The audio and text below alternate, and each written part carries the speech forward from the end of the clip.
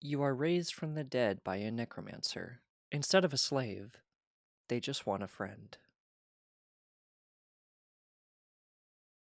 There was a trickle of sensation at first, the feeling of air at my fingertips, the taste of dryness in my mouth.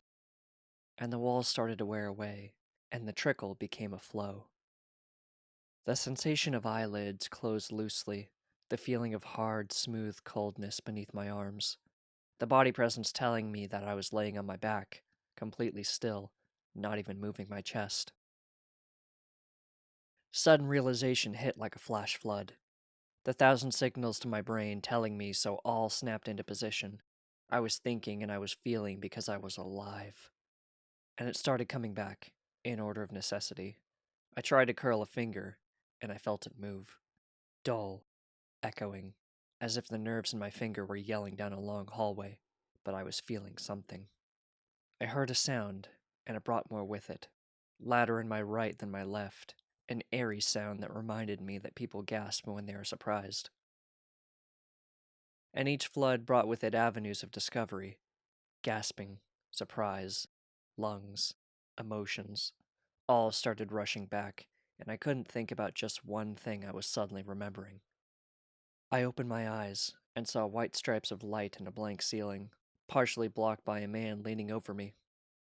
Fluorescent bulbs, buildings, hospitals, doctors, the head and shoulders that identifies the shape of a human.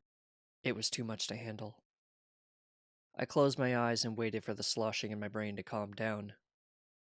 Hello? English. Spoken language.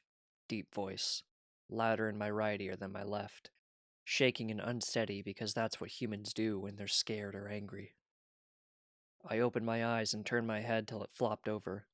I saw his face, and pondered it for just a moment before the knack came rushing back to me. Fear, curiosity, excitement.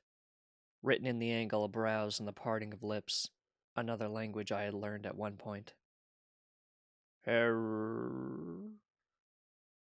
Even I realized it had been a bad attempt. Slurring, slowing, my lungs and my throat were a mile away, but it delighted him.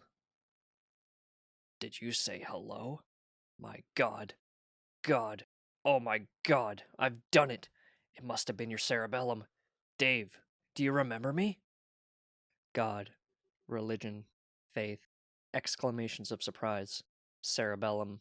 Brain. Psychiatrist. Surgery. Frankenstein. Dave. The word shocked me because I didn't know it. It didn't seem to trigger a cascade like the rest. Instead, the associations came slowly, sinking through mud. What was Dave? Dave was a who. Dave is a name. Names are what distinguish people. He called me Dave, so I was Dave. Who was I? Who is he? Who? My voice was weaker than his breath. My eyes were locked on his, and I watched the rest of his face sag around them. He shrunk, just for a moment, and then perked up. Dave, it's me, Matt. You remember me, right? We met in high school. In Birmingham? Our mothers introduced us. We met at a company brunch. And he continued, running through the history of Dave and Matt, he and I, our adventures, our camaraderie, our friendship. I just looked at him. It wasn't coming back. As I stared, he started talking with less energy, and then slowed, and then stopped. Nothing? No. He stood up with a surprising energy, turned, walked to the end of the room, touched something. Part of the featureless wall opened. It was full of shelves, full of beakers. Each beaker had a small gray lump, ranging from the size of a golf ball to a fist, over 100 in total. I read the labels. Sarah, M. Cortex, Jack, O. Lobe, Chloe, Cerebellum, Dave, Amygdala. And this time the name did bring something back. The faintest whisper, the faintest trace of memory. The memory of a boy whose own mother said he didn't have any friends, sang the name over and over again with fresh excitement and longing. A lonely teenager you couldn't help but pity, saying the name over and over with practiced sycophancy and longing. A man you couldn't help but avoid because he would stick to you, like tar, and never let go, saying the name with burning desperation and longing.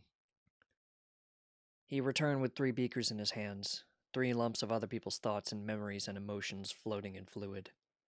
Well, I've gotten over the hard part, he muttered. Should just take some tweaking. He reached over my head, and something clicked, and everything swept away.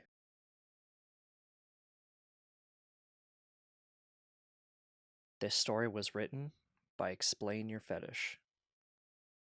Read by Bag Vicodin. Thank you for listening.